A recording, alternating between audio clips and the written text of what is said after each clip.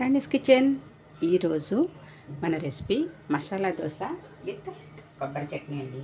చూడండి ఎంత బాగున్నాయో. మసాలా దోశ లోపల చక్కగా ఆలు మసాలా కర్రీ, కొబ్బరి చట్నీ మంచి కాంబినేషన్ అండి. చాలా బాగుంటుంది. అసలైన మసాలా దోశ. దీన్ని ఎలా చేయాలో మీకు నేను చేసి చూపిస్తాను. మీరందరూ కూడా తప్పకుండా ట్రై చేయండి. రెసిపీ మసాలా దోశ విత్ కొబ్బరి చట్నీ కదండి. ముందు దోశపిండి రెడీ చేసి పెట్టుకోవాలి.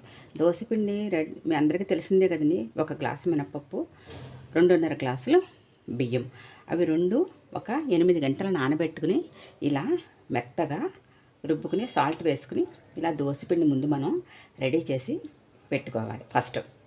ఇప్పుడు ఈ దోశలోకి కూరకి ఏం కావాలో చూపిస్తాను.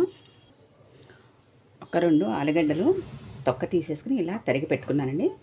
కొంచెం బఠానీ.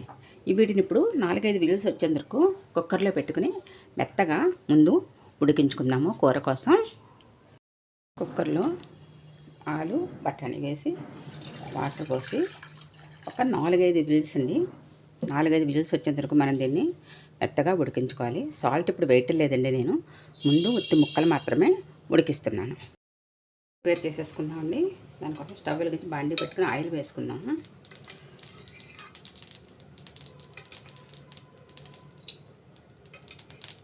మూడు స్పూన్ల ఆయిల్ కొంచెం హీట్ అయిన తర్వాత పోపు సామాన్లు వేద్దాం.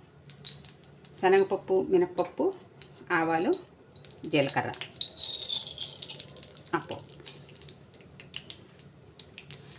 ఈ పోపు దోరగా వేయించుకోవాలండి. ఈ శనగపప్పు, మినపప్పు ఇవి కొంచెం రంగు మారేంత వరకు మనం దోరగా వీటిని వేయించుకోవాలి.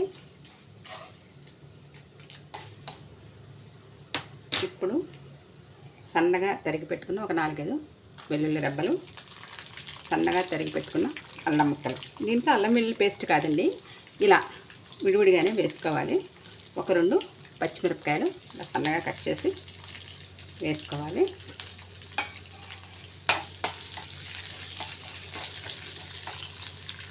ఇప్పుడు ఈ తరిగి ఉంచుకున్న ఉల్లిపాయలు వేసేసి ఇవన్నీ బాగా దోరగా వేగేంత వరకు మనం వీటిని వేయించుకోవాలి.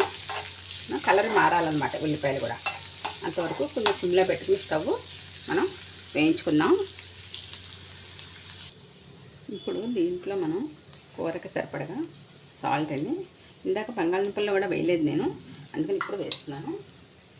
సాల్ట్, కొంచెం పసుపు,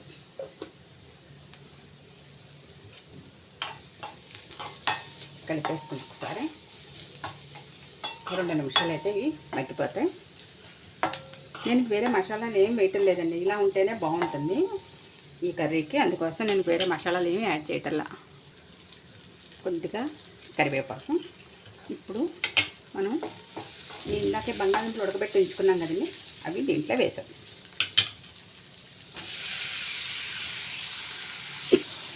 వేసేసి ఇది అంతా బాగా ఇలా మెత్తగా మెదిపేసుకోవాలన్నమాట.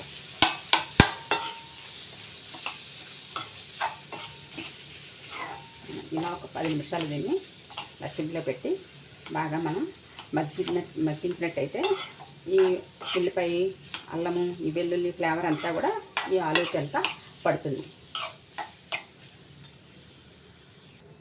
ఇవన్నీ చక్కగా దోశలోకి మనకి కూర రెడీ అయిపోయింది.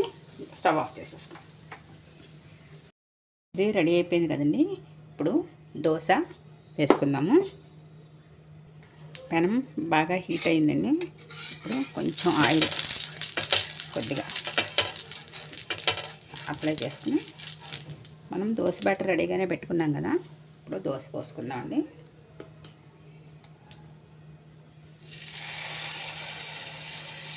ఇలా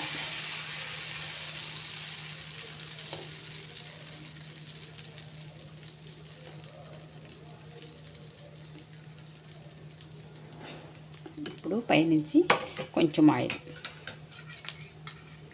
చుట్టూ కొద్దిగా ఎక్కువ అక్కర్లేదండి, కొంచెం ఆయిల్ వేస్తే సరిపోతుంది.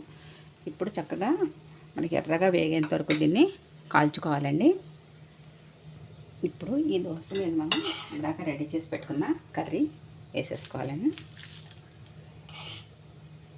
ఇలా ఇలా స్ప్రెడ్ చేసేసుకోవాలి.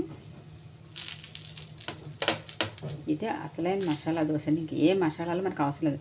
ఉరికే అల్లము కొంచెం వెల్లుల్లి వేసాం కదా, ఆ ఫ్లేవరే దీనికి కరెక్ట్గా సెట్ అవుతుంది అన్నమాట. ఇలా పెట్టేసిన తర్వాత ఫోల్డ్ చేసేసి ఒక్క నిమిషం ఒక ప్లేట్లోకి తీసేసుకుందాం. ఇలా మనం ప్లేట్లోకి తీసేసుకుందాం. మళ్ళీ మనం ఇలాగే ఎన్ని దోశలు కావాలంటే అన్ని దోశలు వేసుకుందాం. ఇదిగోనండి చక్కని మసాలా దోశ విత్ కొబ్బరి చట్నీ రెడీ అయిపోయింది. మీరందరూ కూడా తప్పకుండా ట్రై చేయండి.